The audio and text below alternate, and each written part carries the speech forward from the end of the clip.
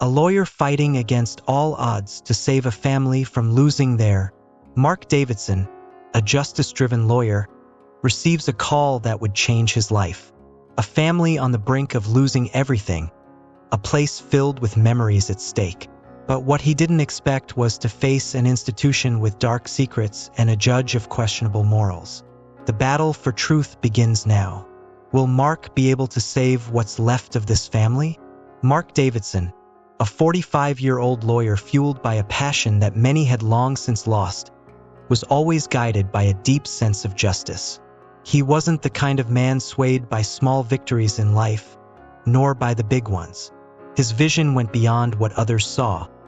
While many only saw numbers and papers, he saw stories, lives intertwined with threads of hope and despair. And this was his motivation. The life that pulsed behind the processes, the piles of documents, the heavy wooden desks. That Friday afternoon, the exhaustion weighed heavily on his shoulders. It had been an exhausting week, full of challenges that tested his limits.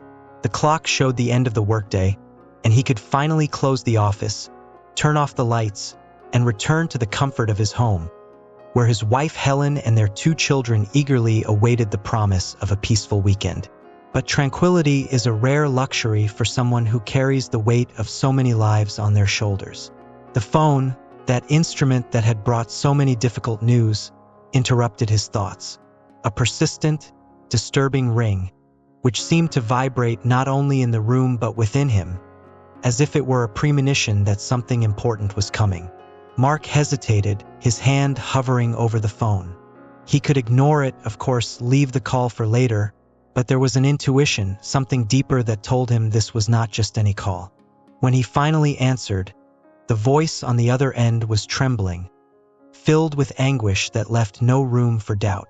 "Mr. Davidson? My name is Linda Mitchell. Please help me. We're going to lose our house." Linda's words were more than a plea. They were a cry for help, the last thread of hope from someone who had faced so many hardships and was now standing at the edge of an abyss.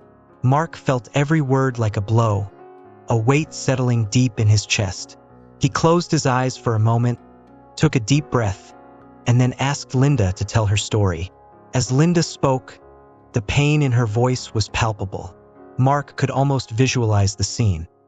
A modest house, filled with memories, now threatened by forces the Mitchell family had no control over. The house had been built by Linda's grandparents, a legacy that transcended generations. It wasn't just a place to live. It was the heart of the family's life, a symbol of everything they had built over the years. Linda continued, describing how, after her father's death, financial difficulties began to pile up like a slow, relentless avalanche. The loss of her mother's job was the final blow, leaving the family completely vulnerable. Now, a large, faceless, soulless bank was about to take everything they had left, the last bastion of a history rich in love and sacrifice. Mark listened in silence, absorbing every detail, feeling the pain of this woman as if it were his own. He knew the situation was critical, that time was not on their side. But he also knew he couldn't turn his back. "Mrs. Mitchell," he said, his voice grave and laden with a determination that only he fully understood. "I'll take the case. I'll do everything I can to help you keep this house." On the other end of the line, Linda couldn't hold back her tears. Mark could hear the relief mixed with the sobs, an emotional release that was almost tangible. He felt the strength of that emotion, as if he were somehow inexplicably connected to it. After hanging up the phone, Mark stood still for a few minutes, the receiver still in his hand, as if the call had left a deep mark.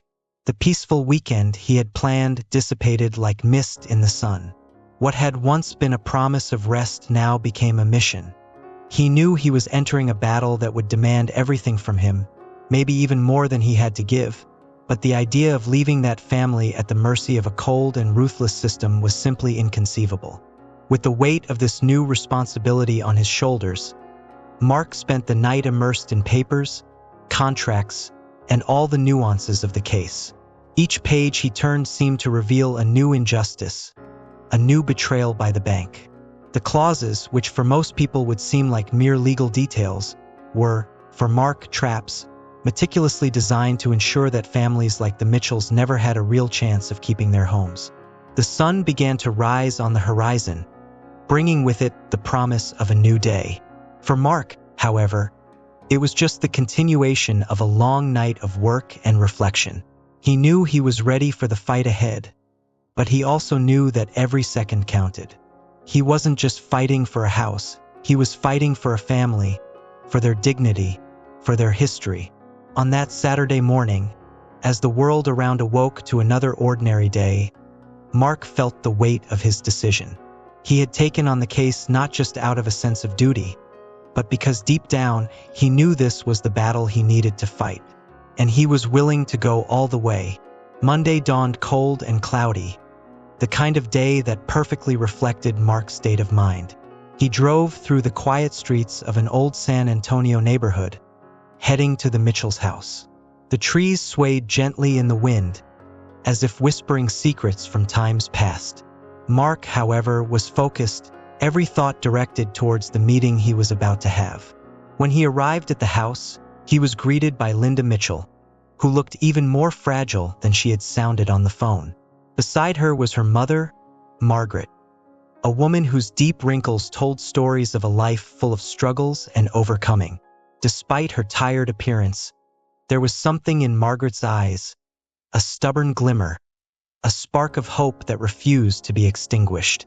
Mark looked around and saw a house that, despite its simplicity, overflowed with personality.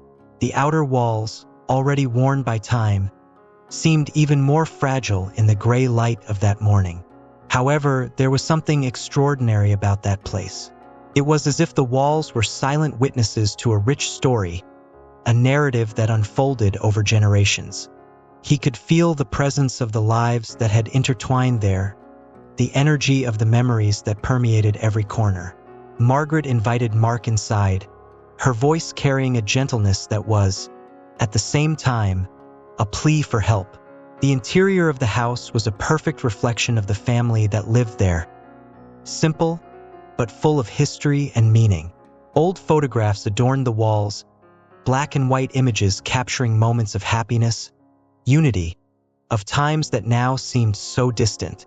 There was a softness in the decor, a sense of warmth that was almost palpable. Margaret guided Mark through the house, showing him each room as if she were revealing a piece of her soul. "Mr. Davidson, this house is all we have," she said, her voice choked but firm. "Here, my parents built their lives with their own hands. Every corner, every stone, carries a memory, a part of our history. Losing this would be like losing a part of ourselves." Mark felt the weight of Margaret's words. He knew that this house wasn't just a building. It was a repository of memories, of moments that defined a family. He could feel the depth of the Mitchells' bond with this place, and it only reinforced his determination to protect it. Linda joined the conversation, her words full of emotion as she talked about her brother, who now lived in another city but always dreamed of returning to the house where he grew up. Mark could see the pain in Linda's eyes, a pain that came from uncertainty, from the fear of losing something irreplaceable. The house was more than just a residence for them. It was a symbol of continuity, of roots, of everything that was important in life. But Mark knew that all this emotional weight would not be enough in court. He needed more than moving stories. He needed evidence, arguments that could withstand the scrutiny of experienced and cynical lawyers. He returned to the office that afternoon, his heart heavy with the weight of the responsibility he had taken on. But he was also determined to find a solution, a loophole that could be exploited. Mark spent the night meticulously examining every detail of the mortgage contract. He delved into legal documents with an intensity that was only surpassed by his determination to find a way to save the Mitchells' home. And the more he investigated, the more evident the pattern of manipulation and exploitation by the bank became. The contract, which initially seemed legitimate, soon revealed its true intentions. The clauses, written in complex and confusing language, hid deliberate traps. The bank had adjusted interest rates in a way that ensured default, made changes to payment conditions without proper notification, and included terms that made it almost impossible for an ordinary person to fully understand their obligations. It was clear to Mark that the bank was not just acting negligently. It was deliberately putting families like the Mitchells in desperate situations, only to then seize their homes. It was a cold, calculated scheme, and each new discovery only increased his indignation. The next morning, Mark returned to the Mitchells' house to share his findings. He explained every irregularity he had found, every detail of the contract that had been manipulated to harm the family. Linda and Margaret listened in silence, their faces alternating between shock and disbelief. "I didn't know they could do this," Linda said, her voice full of frustration. "I always thought we were just unlucky." "Unfortunately, Linda," Mark replied, his voice carrying the gravity of the situation, "they know exactly what they're doing, but we're not going to let them get away with it. We have a strong case, and I'm confident we can win." Mark's words brought a glimmer of hope to the family. For the first time in a long time, Linda and Margaret felt that there might be a real chance of saving their home. But Mark knew that time was short and that the battle ahead would be relentless. He was prepared to do whatever it took, and that included facing any adversity that came their way. Mark returned to the office that night, more determined than ever. He knew that this fight wasn't just about a house. It was about justice, about giving a voice to those who had none. And he was willing to fight until the last moment, without retreating, without giving up. The next morning, Mark arrived at the office with a sense of apprehension that seemed to grow with each step. The meeting with the bank's lawyers was scheduled for that morning, and he knew it would be a difficult confrontation. Upon entering the conference room, he was met by 3 lawyers, all impeccably dressed, with cold, calculating expressions. They were representatives of an institution that saw people as mere numbers on a spreadsheet. For them, the fate of the Mitchell family was nothing more than a case to be resolved in the most efficient way possible. Thomas McGregor, the leader of the group, was a tall man with gray hair and a piercing gaze. He introduced himself with a rehearsed cordiality that sounded more like a formality than true kindness. "Mr. Davidson," he began, with a slight smile on his lips, "we hope to resolve this quickly and efficiently. We see no need to prolong the suffering of all involved." Mark maintained his composure but couldn't help feeling a slight contempt for that condescending tone. "Mr. McGregor, I'm here to ensure that the Mitchell family is not harmed by abusive practices. I believe the bank has much to answer for in this case, and I will do everything I can to make that clear." The lawyers exchanged quick glances, as if they had already expected this response. The meeting unfolded in a series of arguments and counter-arguments. Mark presented each of the abusive clauses he had identified in the contract, highlighting how the bank had manipulated interest rates and inserted terms that made it practically impossible for an ordinary person to meet their obligations. McGregor, always with his polite and calculated tone, tried to discredit Mark's findings, claiming that all of the bank's actions were within legal parameters. "Mr. Davidson," he said in a tone that mixed condescension and feigned concern, "these clauses are all within legal limits. We follow the established guidelines for mortgages. I don't see how the bank can be held responsible for the Mitchell family's personal financial problems."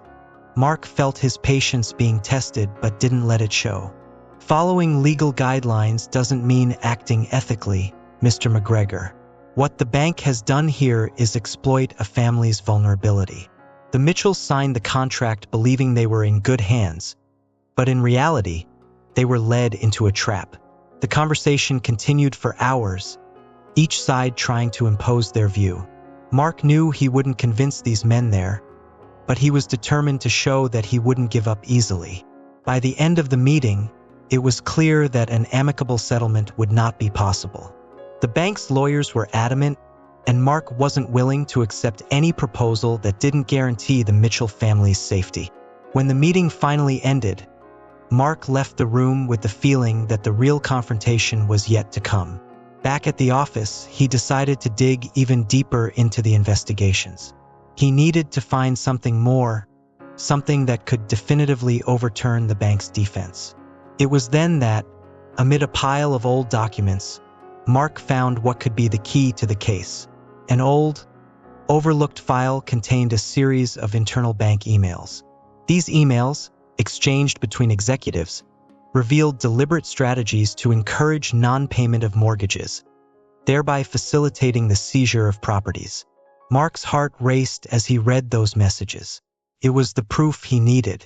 The bank was not just acting unethically, it was orchestrating a scheme to ensure that vulnerable families lost their homes. With this new information in hand, Mark felt a renewed wave of determination. He knew he had found the missing piece to turn the case in the Mitchells' favor. He knew that by bringing this information to court, he would be facing not just the bank's lawyers, but the full power of an institution that had no qualms about protecting its interests. But Mark was ready. He was willing to fight to the end, for justice and for all the families who, like the Mitchells, might be facing the same nightmare. The following week arrived, loaded with a palpable tension in Mark's office. He had spent the last few days preparing his arguments, reviewing every detail, rehearsing every word he would say in court. But despite all the preparation, nothing could have prepared him for the unexpected obstacle that would arise in his path. On the eve of the hearing, Mark received a call from Jason Cole, a fellow lawyer with whom he had worked on some cases in the past. Jason's voice was tense, filled with an urgency that made Mark immediately sense that something was wrong. "Mark, I need to talk to you. It's about the judge who will preside over your case." Mark frowned, a chill running down his spine. "What is it, Jason? What did you find out?" Jason hesitated for a moment before continuing, as if carefully choosing his words. "Mark, I found out that Judge Walter Shaw has a history of favoring cases involving large banks. And worse, he has close ties to the law firm representing the bank in your case. They've been friends for a long time, attend the same clubs, and there are rumors that the judge has received favors from these lawyers in the past." Jason's words hit Mark like a bucket of cold water. He already knew that the battle against the bank would be tough, but now it seemed that the system itself was against him. The idea that the judge might be compromised shook his confidence. Mark knew that if the judge was inclined to favor the bank, his chances of winning would be slim. "Thanks for the heads up, Jason," Mark said, trying to process the information. "This complicates things a lot, but I'm not giving up." After hanging up the phone, Mark sat in silence, reflecting on the implications of that revelation. He had prepared for an uneven fight, but the possibility of facing a biased judge made everything even more challenging. However, giving up was not an option. The next morning, Mark decided to arrive at the courthouse early to observe the environment and see if he could pick up anything about Judge Shaw. While having coffee in the courthouse cafeteria, he spotted Judge Shaw chatting animatedly with Thomas McGregor, the bank's lead lawyer. The two laughed, seemed like old friends, and Mark felt a knot in his stomach. The scene confirmed the fears Jason had shared. This was a decisive moment. Mark knew he needed to think quickly, find a way to neutralize the threat that Judge Shaw represented. That night, while reviewing the documents once again, Mark was interrupted by an unexpected call. It was McGregor. "Mr. Davidson." McGregor's voice was strangely cordial, almost friendly. "I'd like to propose a new deal. I know you're very involved with this case, but perhaps we can reach a solution that benefits everyone." Mark frowned, suspecting McGregor's intentions. "I'm listening. What do you have in mind?" "Well," McGregor began, "we're willing to offer a significant amount as compensation if you agree to drop the case and accept a settlement. This would resolve the situation quickly, and everyone could move on." The offer was tempting. It was a sum that would guarantee the Mitchells' financial future and also bring substantial rewards to Mark. However, he knew that accepting that deal would mean abandoning the fight for justice, not just for the Mitchells but for all the other families being exploited by the bank. McGregor, Mark replied, his voice firm. "I appreciate the offer, but I'm not here for the money. I'm here to ensure that the Mitchell family keeps their home and that the bank answers for its predatory practices. I'm not giving up." On the other end of the line, McGregor sighed. "I understand. But remember, Davidson, not all battles can be won. See you in court." Mark hung up, feeling a mix of relief and apprehension. He knew he had made the right choice, but it also meant that the road ahead would be even more difficult. He was about to face a judge who probably wouldn't be impartial and a bank willing to do anything to win. But his conscience was clear, and that was what mattered most. The day of the hearing arrived, and the courtroom was packed. Mark Davidson felt the tension in the air as he made his way to the defense table. On the other side, the bank's lawyers looked confident, almost unconcerned. Judge Shaw, with his severe expression and piercing gaze, entered the room and took his seat. Everyone stood in respect, and the hearing began. Mark took a deep breath, trying to stay calm. He knew he had a strong case, but he also knew that with Judge Shaw presiding, he couldn't leave anything to chance.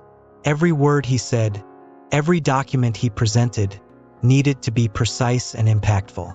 The proceedings began with the bank's lawyers presenting their arguments. McGregor was the first to speak, laying out the bank's case meticulously. He emphasized that all actions were within legal parameters and that the Mitchell family's default was the sole reason for the foreclosure. Mark listened patiently, waiting for his turn. When he was finally called to present the defense, he stood up with a stack of documents in hand and began speaking with a calmness that hid his inner tension. "Your Honor, ladies and gentlemen, we are here today to discuss more than just legal issues. We are here to discuss ethics, morality, and the human impact of the actions of an institution that, under the facade of legality, implemented predatory practices aimed not just at mortgage enforcement, but at the destruction of homes." Mark began presenting the evidence he had gathered. Each document, each internal bank email, was a direct hit to the defense's narrative. He showed how the abusive clauses were inserted in such a way that, for an ordinary family, it was impossible to comply with them without sacrificing their livelihood. As Mark spoke, he observed Judge Shaw. The judge's face remained impassive, but Mark noticed that he avoided looking directly at the most incriminating documents. It was evident that Shaw was uncomfortable, but Mark knew he had to keep pushing, applying pressure until there was no room for maneuver. After his presentation, Mark called Linda Mitchell to the stand. She spoke about the difficulties her family had faced, the death of her father, the loss of her mother's job, and how, despite all these adversities, they had tried everything to keep the house. Her testimony was sincere and moving, and Mark could see that some people in the courtroom were visibly emotional. "This house," Linda said, her voice choked, "is not just bricks and mortar. It's where my family built their lives, where my grandparents spent their last days, where my mother fought and suffered to keep us together. Taking this away from us is more than an injustice. It's cruelty." Mark knew that this moment was crucial. He could feel that the audience was on the Mitchell side, but Judge Shaw remained impassive. When the session was adjourned for a break, Mark left the courtroom to get some fresh air and reassess his strategy.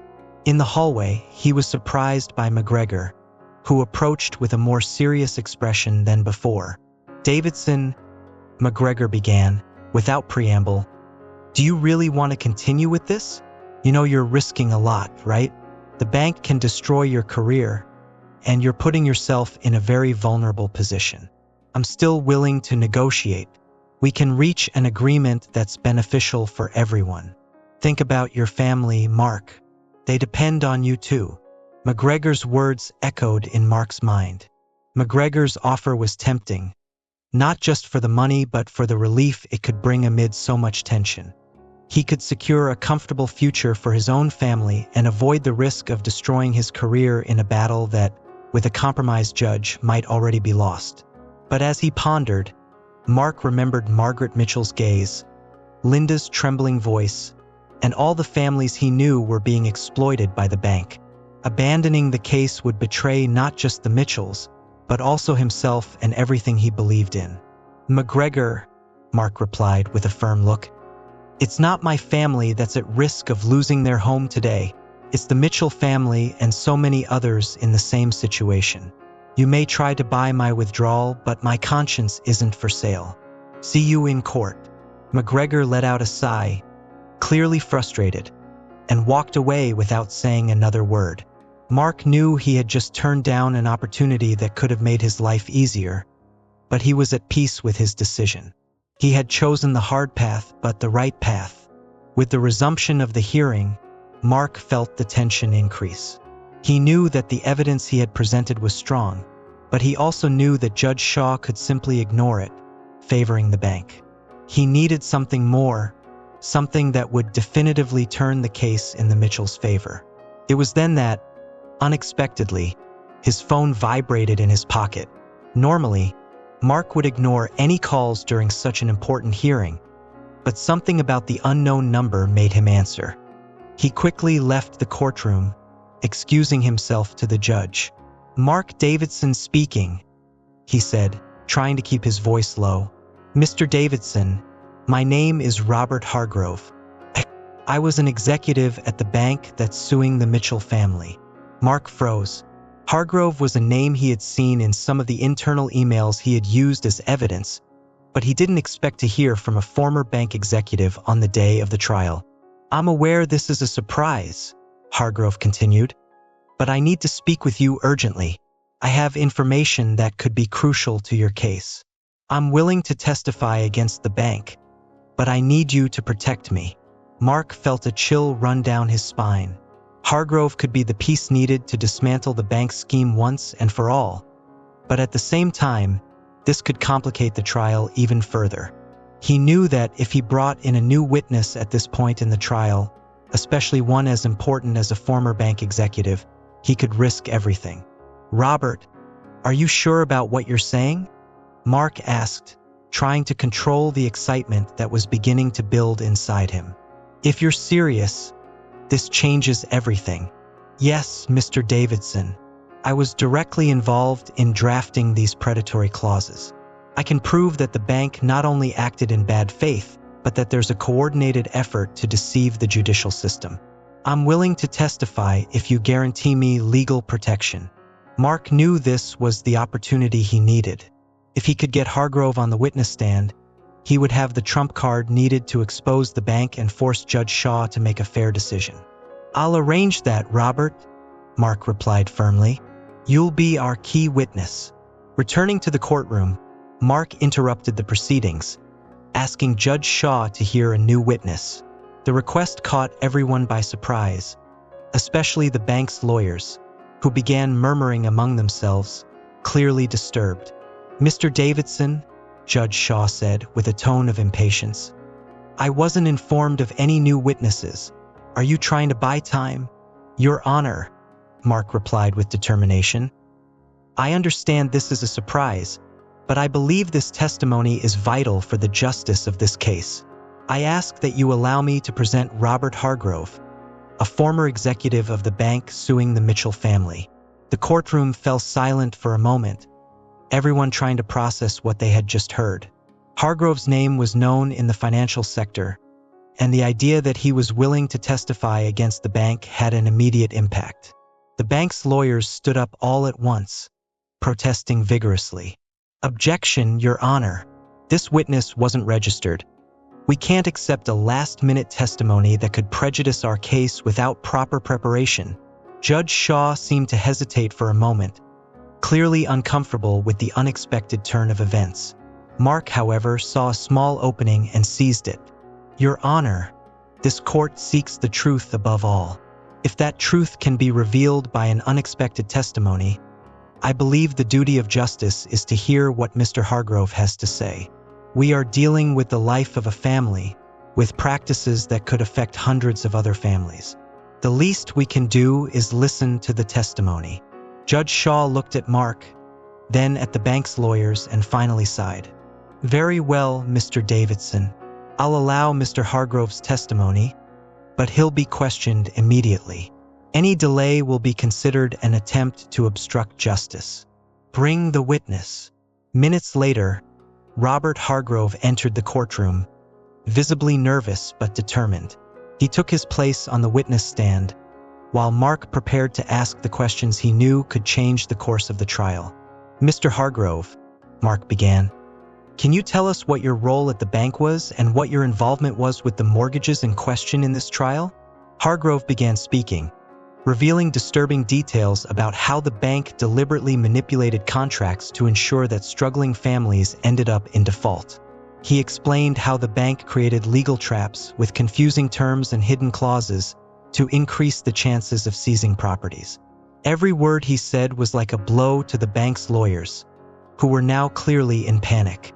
"These practices," Hargrove said, "were not only unethical but illegal, and I deeply regret being part of that. The bank knew it was deceiving these families, and I'm here to make sure it's exposed." When Hargrove finished his testimony, the courtroom was in absolute silence. Even Judge Shaw, who had seemed inclined to favor the bank, appeared shaken by the revelations. Mark knew he had victory within reach, but now it depended on how the judge interpreted that testimony. The bank's lawyers tried to discredit the testimony, suggesting that Hargrove was merely seeking revenge for personal reasons, but the damage was already done. The testimony had turned the tide in Mark and the Mitchells' favor. When Judge Shaw finally delivered his verdict, it was with a heavy and solemn voice. After hearing Mr. Hargrove's testimony and considering all the evidence presented, this court cannot ignore the evidence of bad faith on the part of the bank. I declare that the foreclosure process against the Mitchell family is improper, and not only will they keep their home, but they will also be entitled to compensation for the damages suffered. A collective sigh of relief swept through the courtroom. Mark felt a huge weight lifted off his shoulders. He had won against all odds. The Mitchell family would not only keep their home, but now had the chance to rebuild their lives with dignity. Furthermore, the revelation of the bank's predatory scheme triggered a federal investigation that could lead to profound changes in the financial system, protecting other families from suffering the same fate that nearly ruined the Mitchells. Mark left the courthouse feeling exhausted but victorious. He had fought against powerful forces and won, not just for the Mitchell family but for all the families that could have been destroyed by the bank.